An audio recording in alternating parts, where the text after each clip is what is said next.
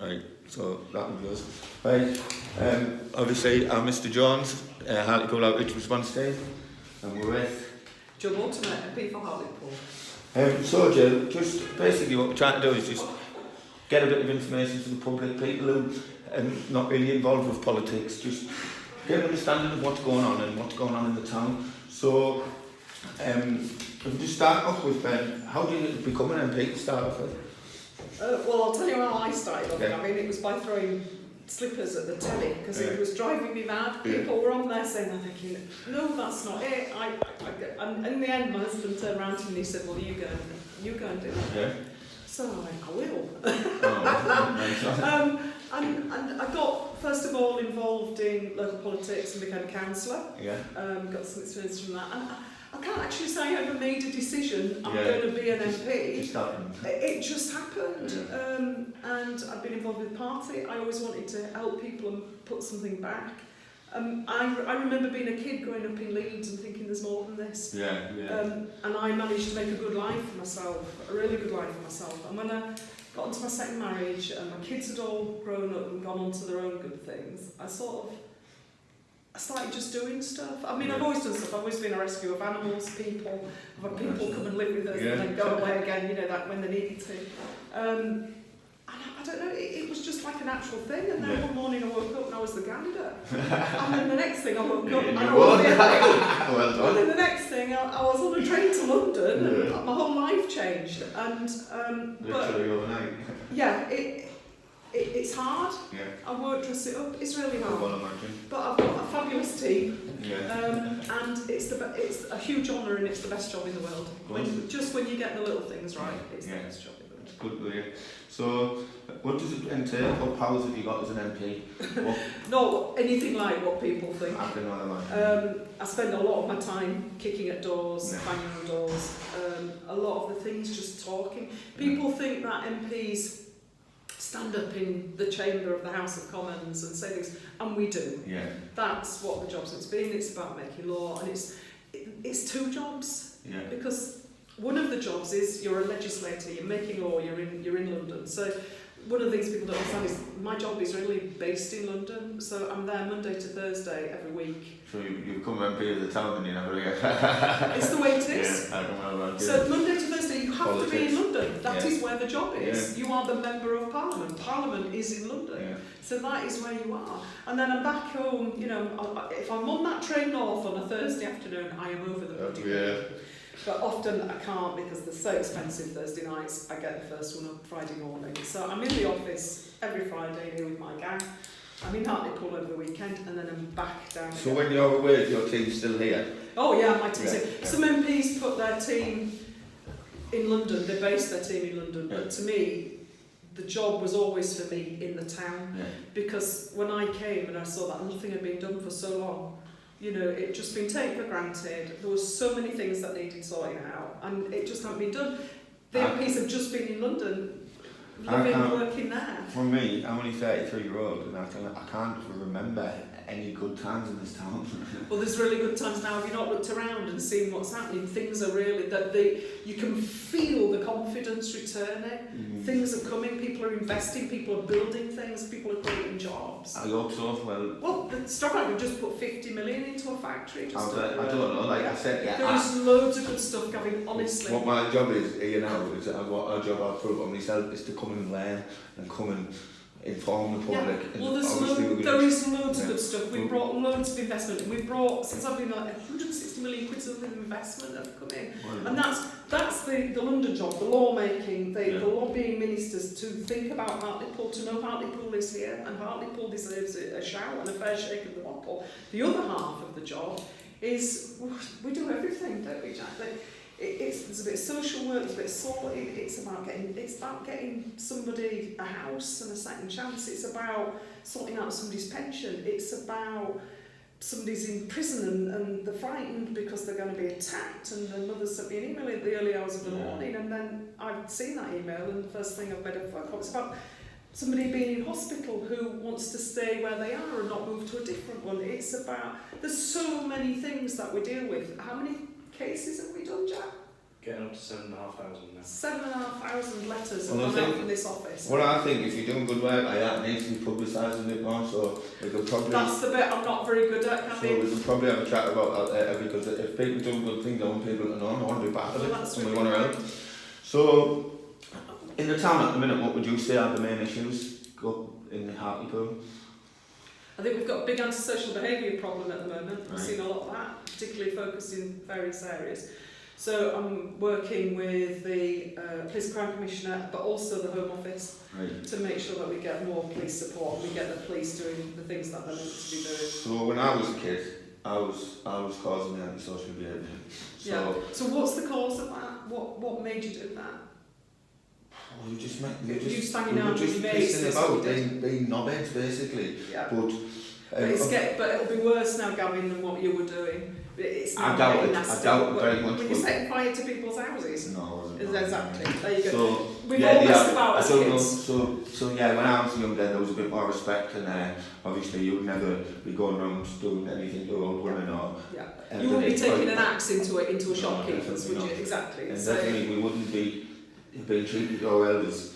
But yeah, that respect's gone. But we Which were surprises me. bringing eggs at taxis and that. But then what came in was Bernardo's. We had Bernardo's. Martin Deal, I don't know where he's at these days, Yeah. but he's a lovely, lovely bloke. Yeah. All talk prim and proper. And how he dealt with us, I don't know. Yeah. So that was brilliant stuff going on there. You had Bellevue with Sue and Barry still worked there. There was good things going on there. Yeah. Manners. But it's given you a blueprint, you see, for how to behave, and we've lost a lot of that blueprint in our families. Don't get me wrong, the vast majority of this town is amazing, and it's one of the reasons I love it so much, because it's still got that old community feel. But there's some families that the blueprint for parenting's not been there for 4, 5, 6 generations. When I was a kid at school, I had my contemporaries coming up to school 14, 15 pushing prams, because they have no parenting. And, Yeah. and it's got worse now. As well as what else. And that's where we have to try Yeah, and it's find a way generational, to so teach it's- people. We've got to break that It's cycle. getting passed down, but I think they're where. So when I used to like have a bit of bad blood towards my mum because of the things that happened in my childhood. But now that I've grown up and I look back and I think like she was let down just as much as I was because she was suffering severe mental health, and then that's probably like passed on. So it's my biggest issue at the minute is with mental health. Mental health is the biggest issue in this town, hands down. I just proved that by the walk I've done. Like the people that came out to meet us when I came back, the people, the stories are being told, and just the services aren't there. So when I've suffered mental health all my life and I've had breakdowns, only recently as well, and so I go your GPs, I just don't think they're qualified anymore to They just deal put you with on it. Prozac. I think that mental health has developed and evolved into something what no one. Particularly the lockdowns exasperated that. It's not just that. It was well before that. It has Yeah. added to it. There's no Yeah. certain term for it. It's definitely not the cause of it, not the excuse. But mental health, people treat it with such a stigma. I've had bouts of mental health in my life. I've had a breakdown I could imagine. when I had some adverse life events. So I stress. understand it. A long time ago, I had some really adverse life events that happened, and I just hit a wall. Yeah. And it's when you realise that it's not a weakness, and it's not. It's That's not right. something to fear. It's like any other illness. It's my biggest. It's like a broken leg or a broken arm. It's my biggest asset at the minute is actually my mental health because You've got. Well, it's time to how strong your mental health is. Like you overcome it. I couldn't and do have, I things. couldn't have done that walk if it wasn't for my mental health. It was my mental health that wouldn't let me quit. You know what I mean?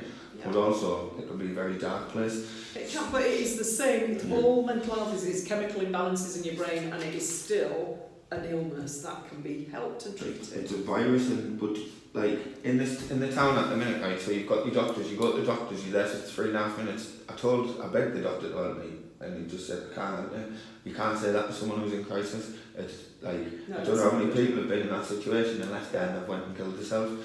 Yeah. Then the people who do. I've lost friends to suicide. So But 15, there won't be anybody out there who doesn't know somebody who's taken. so their probably life. 15 people I know in Yeah. the last 10 years. So I can only find statistics from 16 to 18, but that's 29 people in that 2-year period. That's 2 a month. It's too many. Yeah, the 2% higher anywhere in the country, the suicide rate.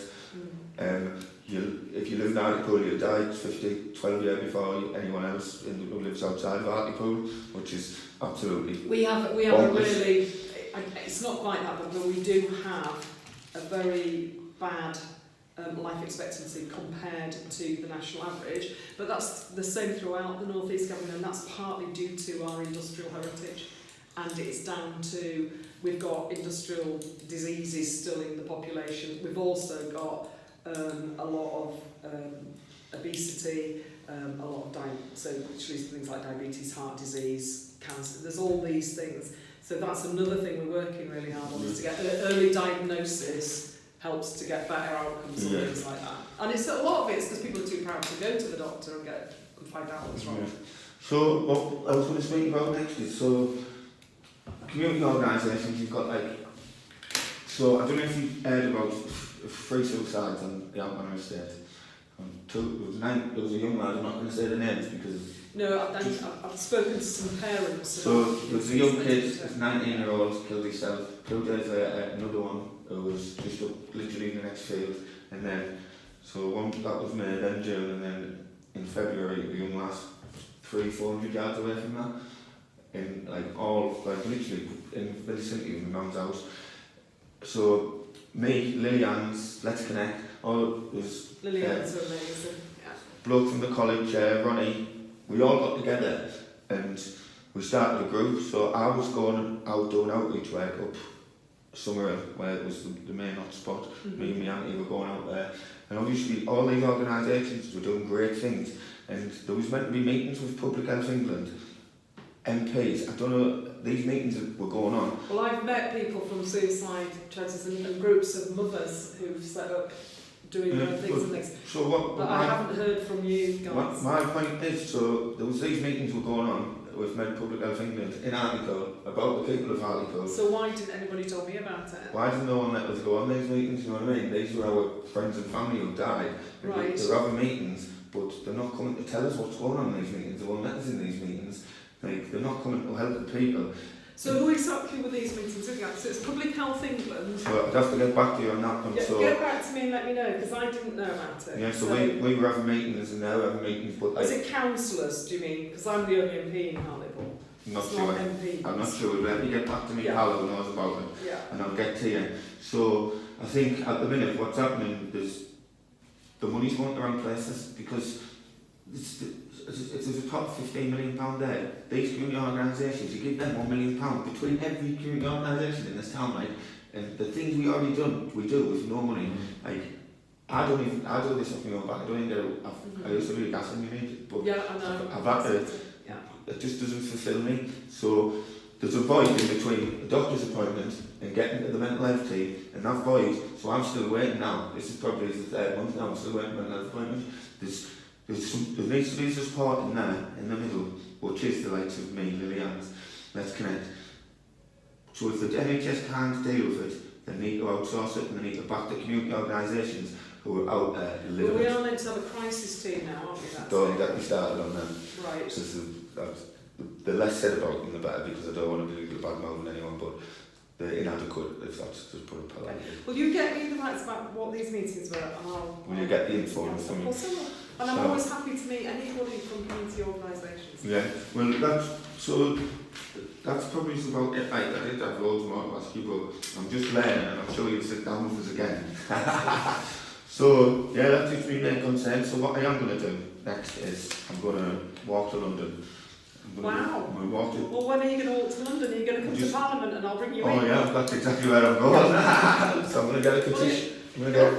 I'm working it up in... See, people think we all go on holiday in recess. I'm not going on holiday. We work in our constituencies, so that's when we get everything done. But we'll be back in Parliament in the 2nd week in September. So it's going to probably be about 8 weeks from now. I'm going to take a team with me this time. I'm going to start trials because it's not as easy as it looks like walking. It's not. I'm going to go from town to town. I'm going to take... Was Cardiff about 140 miles? It was Swansea, it was Merthyr, Tydfil. Yeah, and what was it? How many miles did you do? I've done from straight line there to here, it's 290, but I've done more than that because obviously when I was going to Bradford, On I the was, leaflet list. I was only meant to go around the edge of Bradford, but obviously I never went in so I could speak to people. So that Right, was, yeah. I did another 15 mile and going in and out of Manchester, so probably done about 350 miles.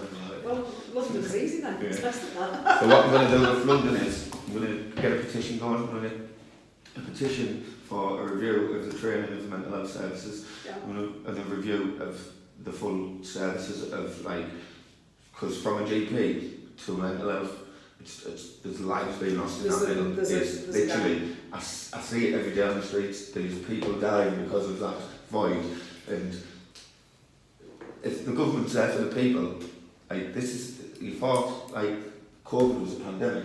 This is a pandemic in the country, Yeah. and it's not just. Well, the government is there, obviously, and the government has agencies that are meant to fill that gap. Yeah. So what we want to know, They're not filling it. as members of Parliament, that we want to know where those gaps Yeah. are, So- so we can go back to those agencies and scrutinise what they're doing. Yeah, so we'll get a petition going. I'm going to walk to Downing Street, hopefully get 100,000 signatures, get that started. It's going to be a petition. Oh yeah, 100%.